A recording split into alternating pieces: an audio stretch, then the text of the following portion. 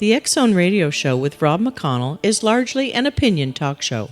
All opinions, comments, or statements of fact expressed by Rob McConnell's guests are strictly their own and are not to be construed as those of the X Zone Radio Show or endorsed in any manner by Rob McConnell, Relmar McConnell Media Company, the X Zone Broadcast Network, its affiliated networks, stations, employees, or advertisers.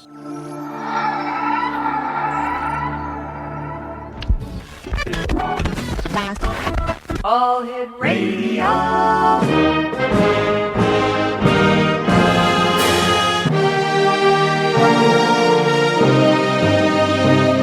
Welcome to the X Zone, a place where fact is fiction and fiction is reality. Now, here's your host, Rob McConnell. And welcome back to the X Zone, everyone. My name is Rob McConnell, coming to you from our studio in Hamilton, Ontario, Canada. Worldwide toll-free, 1-800-610-7035. Email xzone@xzoneradiotv.com. On MSN Messenger, xzoneradiotv@hotmail.com. And our website, www.xzoneradiotv.com. X Zone Nation, my guest this hour is Len Kasten. And Len is a New Age researcher and freelance writer. He has been involved in UFO ET research for over 25 years. He is a former member of the National Investigation Committee on Aerial Phenomena, NICAP, and the Mutual UFO Network, MUFON, and he is the president of the American Philosopher Society. He has been a feature writer for Atlantis Rising magazine for 14 years with 52 published articles, and he lives in Casa Grande, Arizona. And Len, I want to thank you very much for joining us tonight here on the X Zone. Welcome. My pleasure, Rob. Tell me, Len, how did you first become interested in UFOs and ETs? Well, I had an experience while I was in the Air Force that I think it got me into it, but it got buried in my subconscious. I didn't even realize it myself. I sighted a UFO from my barracks window in the Air Force, and at 3 o'clock in the morning, I ran to the window, just in time to see it go by. And in fact, I pressed my face to the window and watched it disappear out over the Gulf of Mexico. And shortly thereafter, I got very sick with flu-like symptoms, which, as you may know, is a sure sign of being abducted. Yeah. So evidently, that's what happened. And that got buried in my mind, and next thing I knew, I was joining NICAP a few years later, and then MUFON, and I was obsessed with the subject from that point on. How did you have any trace evidence of your abduction? None whatsoever, but the next morning, the tower operators told me that I should go report it to the UFO office on the base. I had never heard of a UFO. I didn't know what it was. Right. And sure enough, I did find it, and there was a captain there with a multi-page questionnaire. So I knew this was serious, and he wasn't at all rocked by my estimates of the speed, which turned out to be about 18,000 miles an hour, roughly. That didn't faze him at all. What year was this? In what year did this happen? That was in the late 50s. Wow. And whereabouts in the United States was this base where you actually saw the UFO? That was at Eglin Air Force Base in Florida, northern Florida. It was about 1,000 feet away, and it was almost at eye level, and it was glowing gold, green phosphorescence, and silent. Did anyone else on the base see the same sighting as you did? Yeah, they had 4 UFOs on the radar that night, hovering over the end of the runway. That's what motivated me to go tell my story to the UFO office, because what I saw was coming from the end of the runway. Len, stand by. Len, stand by. You and I have to take a 2-minute commercial break. We'll be right back. X Zone Nation. Len Kasten is our special guest. He is the author of The Secret History of Extraterrestrials, Advanced Technology, and the Coming New Race. His website, www.et-secrethistory.com. That's www.et-secrethistory.com. My name is Rob McConnell. This is the X Zone. We're talking about UFOs and ETs this hour. And if you'd like to give us a call, toll free 1-800-610-7035. Email xzone@xzoneradiotv.com. On MSN Messenger, xzoneradiotv@hotmail.com. And our website, www.xzoneradiotv.com. Len Kasten and I will be back on the other side of this 2-minute commercial break, continuing our conversation of UFOs and ETs here in the X Zone. Don't go away.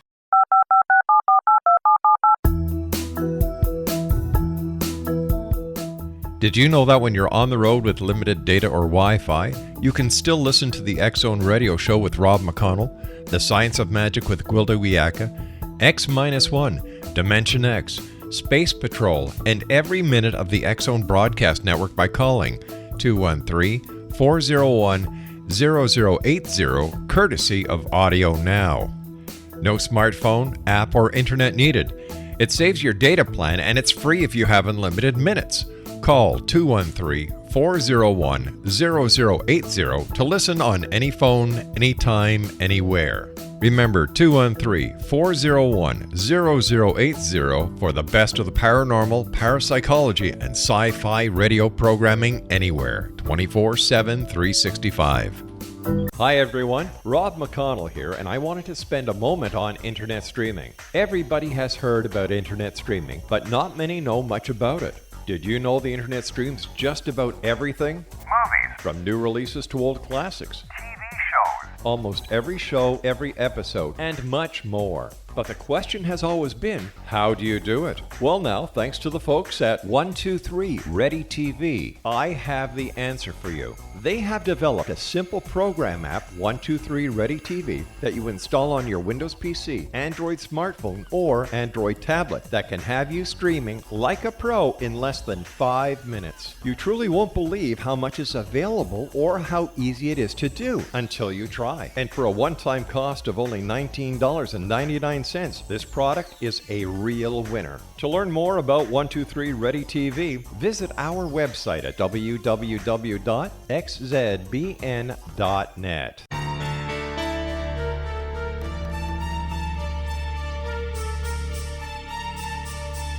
Hello, I'm Justina Marsh, and with my dad Pete, we are going to present a new show called Too Good to Be True. Together, we are aiming to discover more truths about this world and beyond. Do you have unanswered questions about the world?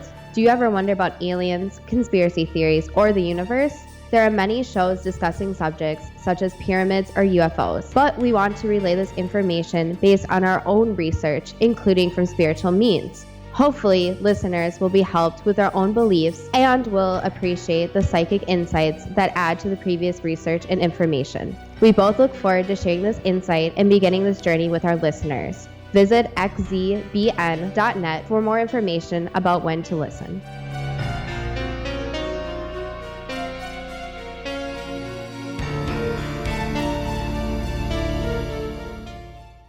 Exonation, Len Kasten is our special guest. His website is www.et-secrethistory.com. And you know, Len, I was thinking during the commercial break, here it is going back to 1958. You're on an Air Force base. You see a UFO at the end of the runway. You go and make a report, finding out that the air traffic center was actually targeting 4 UFOs. You go to a UFO office on base, and you're given this multiple-page questionnaire by a captain, and you start suffering with the flu-like symptoms that we've heard from other people who have had abduction experiences. Looking back to 1958, how does that make you feel? What do you think about when you think about that day? And have you had either sightings or contact with aliens since then? Well, it took me a long time to realize what happened. It took years. But while I was in the Air Force, we were right near the beach, and we used to go out to the beach at night. Mm-hmm. And I would lay on the blanket looking up, and I could see them going out over the Gulf of Mexico, a lot of them. So it wasn't that unusual. Eglin is an experimental Air Force base. And, by the way, that's where the Jimmy Doolittle pilots were trained for their mission over Tokyo. Now, back in 42. Is that anywhere near Gulf Breeze? Yes, it is. Not far at all. All right, because do you think there's a connection between your sightings and the Gulf Breeze sightings?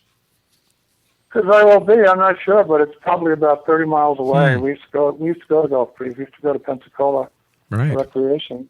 So, right near there, yeah. What kind of questions were you answering in the questionnaire that the captain in the UFO office gave you? Where did you first see it? Where did you see it disappear? How much time elapsed? What color was it? What sound did it make? All the stuff that you would expect. Was this office part of Project Blue Book? Undoubtedly it was, because 58 would have put it squarely right at that point, yes. So he was probably a Blue Book representative. That's my guess now, as I look back on it. So tell me, once again, this event happened in 1958. Here we are in the year 2010. Is it your opinion that somehow it was your UFO experience that motivated your interest in metaphysics? I have no doubt about it, because I became obsessed with metaphysics to the point where I would haunt the library at Virginia Beach, the Casey Library, which you may know is probably the second only to the Philosophical Research Society in L.A. It's a huge library, and that's all I did. I'd go there day after day and read whatever I could. So there must have been a connection, because while I had majored in psychology in college, this was this would be a strange offshoot for me, so it wasn't expected. Have you had experiences, sightings, missing time since 1958 when it comes to UFOs or ETs? No, but several people that I know have. In Connecticut, while I was living in Connecticut, I knew several people. I knew a lot of the UFO people in Connecticut. Betty Andreessen, Luca, Tony Gonsalves. There was a whole bunch of them there. John White, Larry Fawcett. We were sort of a little group there, and a lot of people were having those experiences. Especially Betty Andreessen, Luca, whom you may have heard of. She was the subject of the book *The Andreessen Affair* by Raymond Fowler. During your research of the UFO ET phenomenon and the people that you met, is there a common thread? Were there any similarities in your psyche, in your physiological makeup? Was there similarities between your sightings? Well, I'd have to say yes. There was a lot of missing time. My associates all reported missing time, and I began to see that as a common phenomenon in the sighting. As for me, my experience, I woke up at 3 o'clock in the morning, so I would never do that normally. That would tell me that I had been awake earlier, and when I ran to the window to look out, I must have known what I was going to see. Why else would I have done that? What did that UFO look like?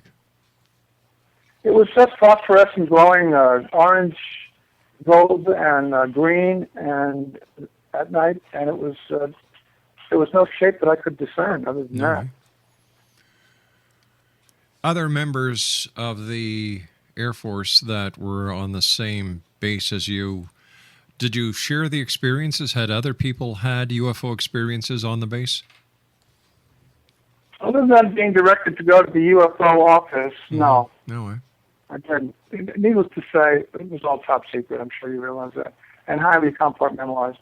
So tell me, how were you able to integrate the UFO phenomena into your metaphysical framework?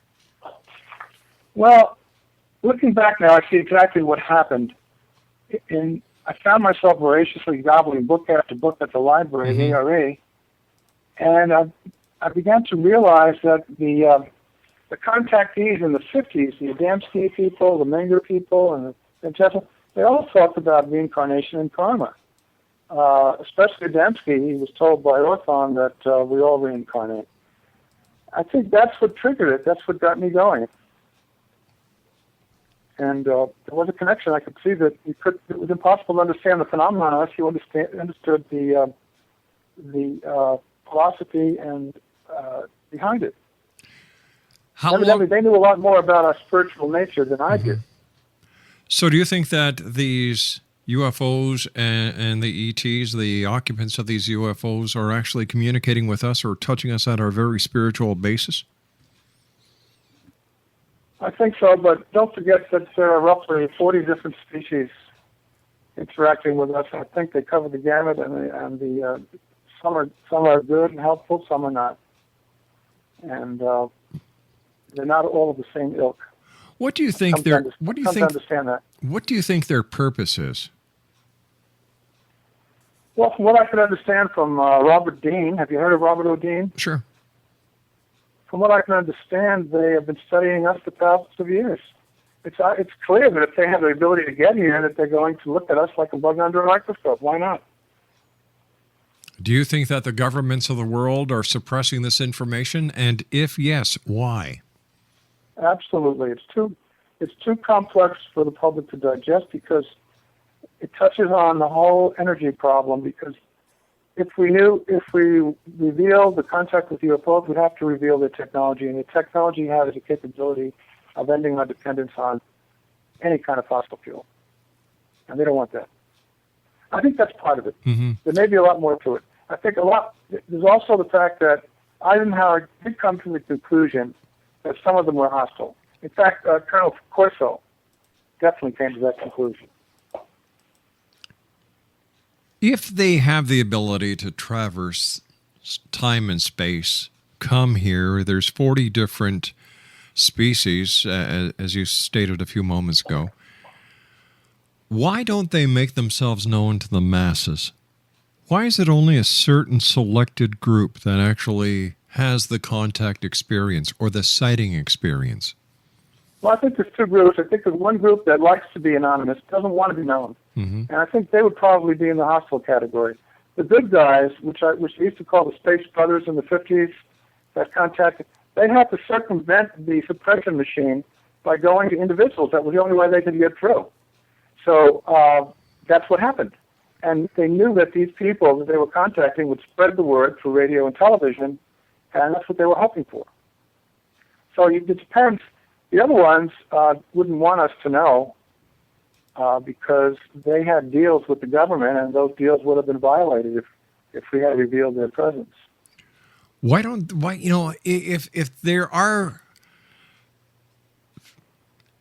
If there are groups of the aliens who want the public to know about it, why don't they just make a massive landing or do something that cannot be denied?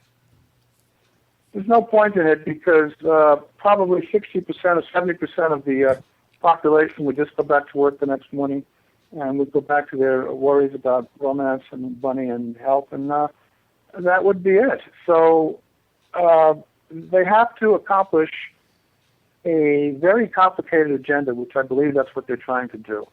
And it's a long-term agenda, and I think they are going to appear en masse very soon, because that's part of their agenda. And it's a very old agenda, this revealing themselves to us.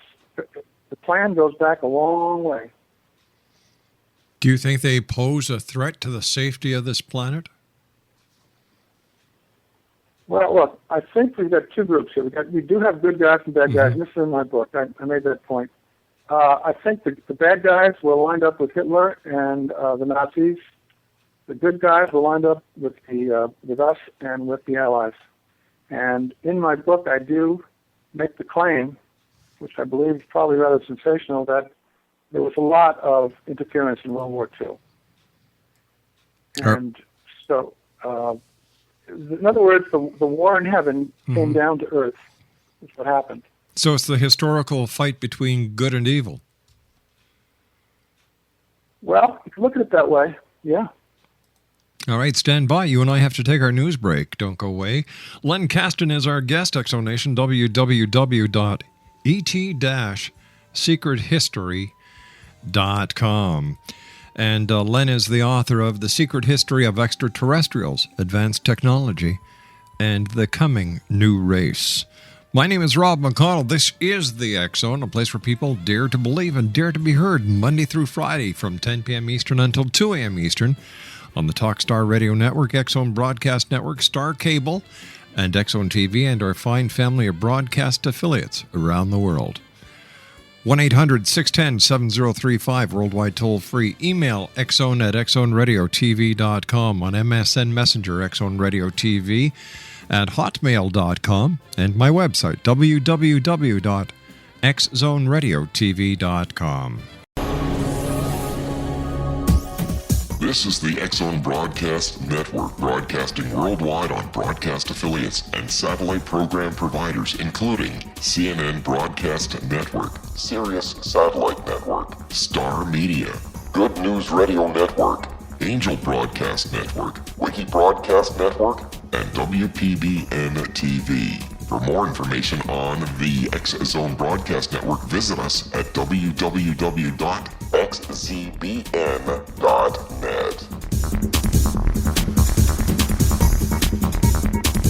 Hi everyone, Rob McConnell here, and I wanted to spend a moment on internet streaming. Everybody has heard about internet streaming, but not many know much about it. Did you know the internet streams just about everything? Movies, From new releases to old classics. TV shows, Almost every show, every episode, and much more. But the question has always been, how do you do it? Well now, thanks to the folks at 123 Ready TV, I have the answer for you. They have developed a simple program app, 123 Ready TV, that you install on your Windows PC, Android smartphone, or Android tablet that can have you streaming like a pro in less than 5 minutes. You truly won't believe how much is available or how easy it is to do until you try. And for a one-time cost of only $19.99, this product is a real winner. To learn more about 123 Ready TV, visit our website at www.xzbn.net. Exonation, Len Kasten is our guest, www.et-secrethistory.com. And Len, first of all, thanks very much for joining us. Great having you with us.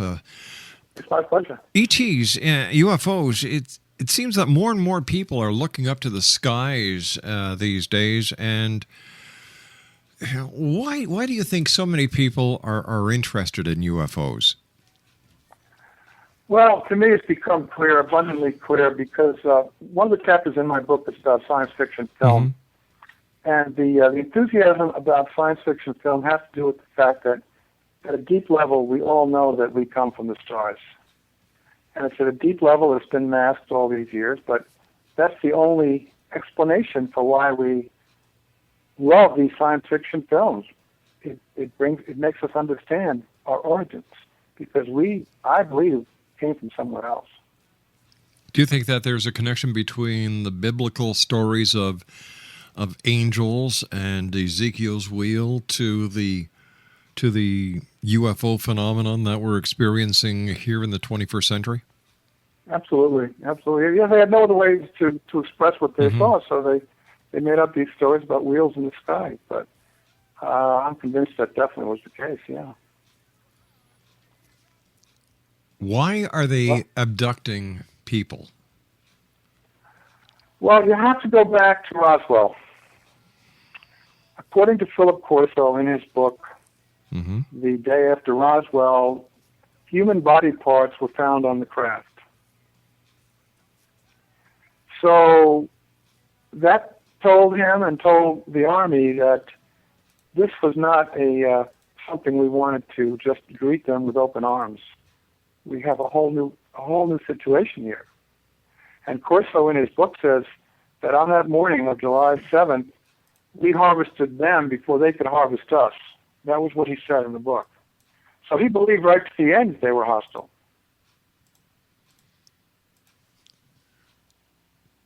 Do you really believe that the incident in Roswell, New Mexico happened and it had nothing to do with any of the other theories, including Project Mogul? Oh, it happened for sure. There are videos out there by Ed Mitchell telling everybody that it happened. And he's from Roswell. And if he's not an authoritative voice on the subject, I don't know who would be. But how come there hasn't been any proof that's surfaced of that has not come forward, that mainstream media has not jumped all over it? Well, Larry King talks about it a lot. I think Larry King has had 5 or 6 programs dedicated to Roswell. Well, yeah, he's had programs dedicated, but still, there's never a smoking gun. Well, the smoking gun was the autopsy film. There were a lot of individual things that were clearly pointed to it happening, and the testimony of nurses and people who saw the bodies coming into the hospital. It just all gets suppressed. The government has a way of just mixing it all up and giving everything a black eye. They're very effective at that. They know how to do it. All right, but the alien autopsy film, that was proven to be a hoax. No, it wasn't proven. It wasn't proven. Sure, They would want us to believe it was a hoax. We're talking about the one by Ray Santilli, the one that he brought forward? Yeah, well, that was exposed years ago as a hoax. There's a chapter in my book about Linda Moulton Howe. Mm-hmm. She was in touch with a photographer named J.B., who admitted that he photographed three dissections in July of that year. One was in Roswell, and one was out in the plains of St. Augustine. There's plenty of evidence. You just have to look for it. That's all. But how do we know that this evidence is really being suppressed and it's not being concocted by members of the UFO community to keep something alive that puts a lot of cash into a lot of people's pockets?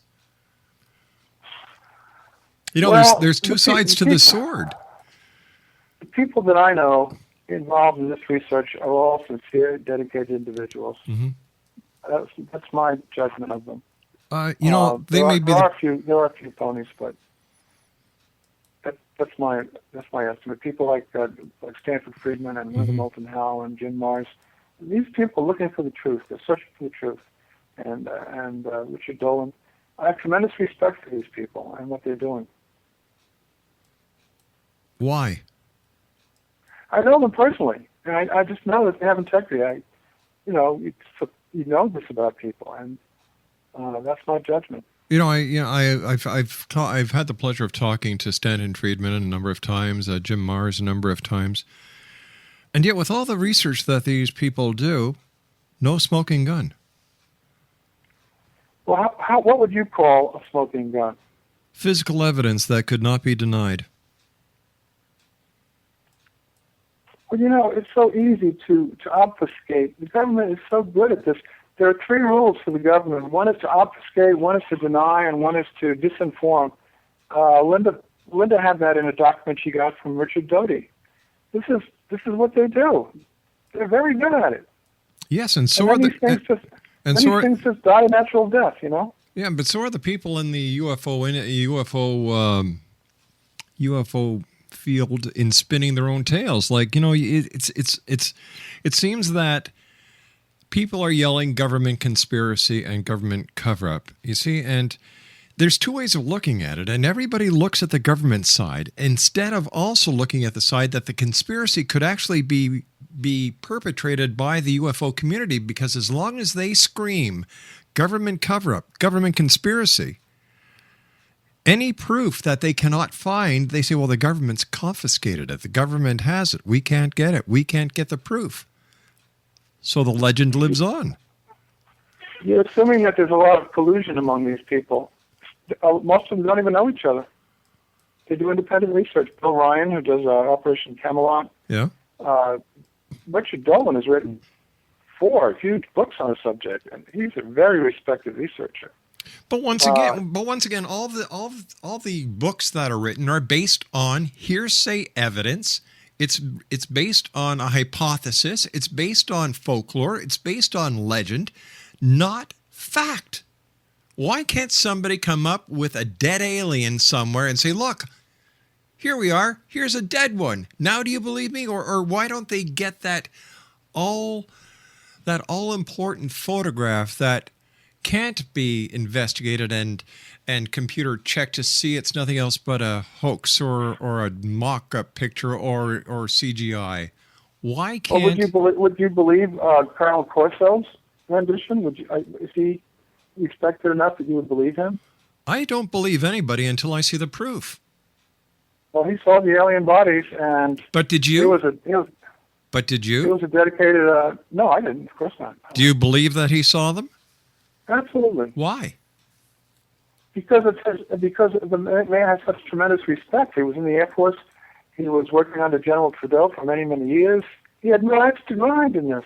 Well, He wanted it out before he died. He died shortly after the book was released. why didn't he come forward sooner? Well, these guys were all under very, very stringent security oaths. I think you know that. And Jesse Marcel, who was at the center of the Roswell incident, it took him 30 years before he would talk about it to Stanton Friedman. 30 years. This was a man who was known to be extremely reliable when it came to secrecy. He had been involved in Operations Crossroads in the Pacific prior to this, and the generals knew they could trust him to keep people in on it. And so he did. But finally, before he died, like so many others, he came forward. Do you believe this story that Jesse Marcel told about the Roswell incident? Yes, I do. Then answer. His son verified it. Oh, well, then help me understand something here that has been bothering me from day one. And doing this show for 20 years with over 3,000 interviews, no one has been able to answer this question.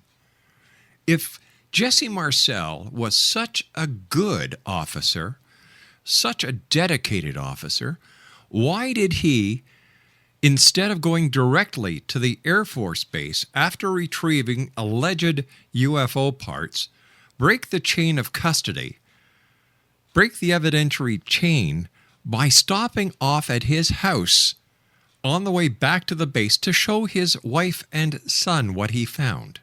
My theory on that is this. I have it in my book, by the way. I interviewed his son, and I think what he did was he sat down and he copied the hieroglyphics that he found for later use. But why did he not do that in his office on the base? Why did he break the chain of command, which, according to the members of the military that I have spoken to, without mentioning this specific case, nullifies any of the testimony that this soldier would have made? His credibility is shot, gone, zip, zap. And yet everyone, when it comes to Roswell, takes this as credible, even though he broke the chain of evidence. Well, he broke it only in the sense that he revealed it to his wife and son. Is that what you mean? Well, instead of going from point A to point, that would just be like a police officer who goes on a homicide investigation, decides to take the gun home or the knife home and show his kid and his wife, let them handle it, and then go to the police station and log it in as evidence. The chain of custody has been broken. You know, some subjects are so big. This was one of them. And he knew that there was history involved here. And that's why he did it. And after all, Colonel House told him to report it as a UFO. So he felt that he was not really, felt he was doing what he needed to do for history. Oh, by breaking the rules and regulations of the United States government, because he thought that this was going to be of historical significance. That gave him the right, as a member of the military, under oath, to break the law, to break the rules, and just because I'm not sure that any secrecy was imposed on him at that point. Well, he was a member of the United. All he did was obey the orders to go out and gather the debris and bring it over to the base.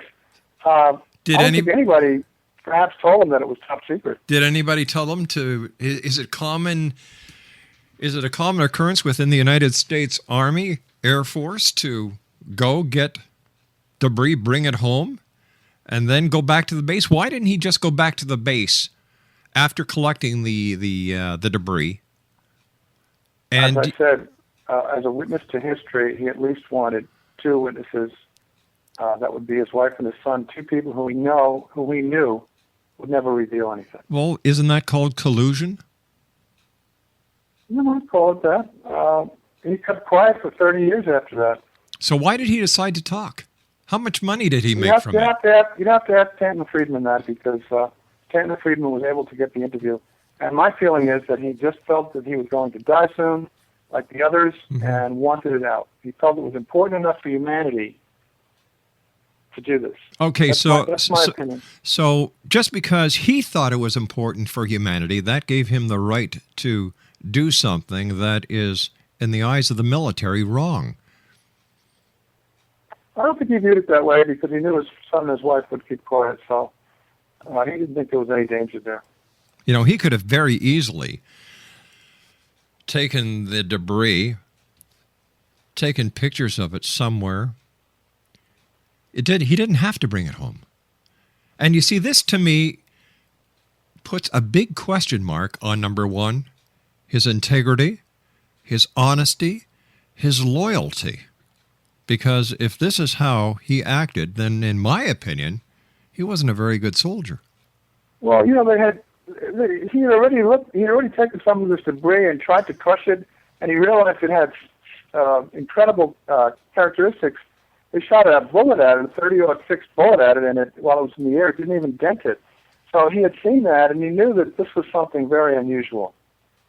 And he felt that as a witness to history, he wanted to have backup for this story. And I'm glad he did. But there is no backup for it. There is nothing here because there is no evidence to support his claims. So it's his word. It's his word. Son writing this book. Listen, that doesn't mean it's real. Well, you know, you have to agree to what convinces someone and what doesn't. You know, proof. It's proof. You know, this whole business of UFO is a very surreal game, and it's all a game of reputation. You either establish a reputation for integrity or you do not. Many of the UFO people are known to be disinformers, and everyone knows it. They're known to be liars. All right, so you have to establish who's who and what's what. And I guess it all depends on what side of the ball or side of the fence you're playing on, whether you're a believer or a skeptic. I'll be back on the other side of this commercial break as the X Zone continues from our studios in Hamilton, Ontario, Canada. Don't go away. This is the X Zone Broadcast Network, broadcasting worldwide on broadcast affiliates and satellite program providers, including CNN Broadcast Network, Sirius Satellite Network, Star Media, Good News Radio Network, Angel Broadcast Network, Wiki Broadcast Network, and WPBN TV. For more information on the X Zone Broadcast Network, visit us at www.xzbn.net.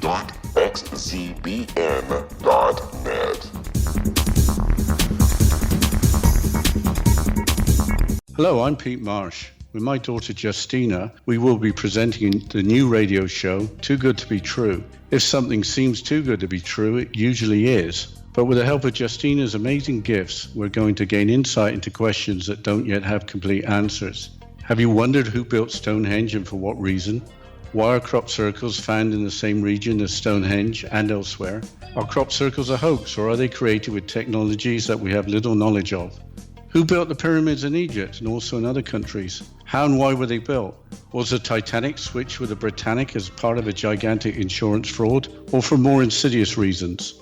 What caused the Tunguska event when trees were flattened over an 800 square mile area in Siberia? Will the new insights be too good to be true? Well, that will depend on what you are prepared to believe. Please join us as we start on this journey together. For more information on Too Good to Be True, visit www.xzbn.net. Hi everyone, Rob McConnell here, and I wanted to spend a moment on internet streaming. Everybody has heard about internet streaming, but not many know much about it. Did you know the internet streams just about everything? Movies. From new releases to old classics. TV shows. Almost every show, every episode, and much more. But the question has always been, how do you do it? Well now, thanks to the folks at 123 Ready TV, I have the answer for you. They have developed a simple program app, 123 Ready TV, that you install on your Windows PC, Android smartphone, or Android tablet that can have you streaming like a pro in less than 5 minutes. You truly won't believe how much is available or how easy it is to do until you try. And for a one-time cost of only $19.99, this product is a real winner. To learn more about 123 Ready TV, visit our website at www.xzbn.net.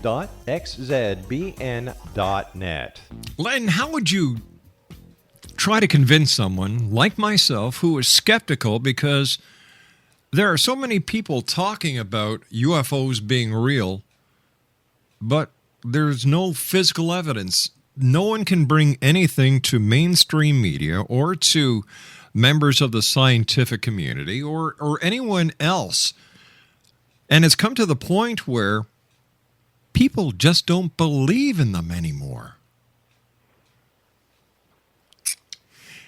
Listen, Len, we've got to say so long for tonight. We've run out of time. I want to thank you so much for joining us. Continued success. And I guess the only thing we can do is keep on keeping our eyes to the sky.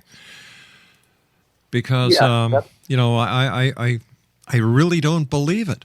I really don't believe it. There is no evidence. And you know what? Over the past, what is it? What's it been? Nearly an hour? I'm not convinced. I'm really not convinced that, based on what you've told me, that aliens are real. We've got all this hearsay. We've got these different members of the military who are coming out saying these things that they cannot prove. And I'll tell you something.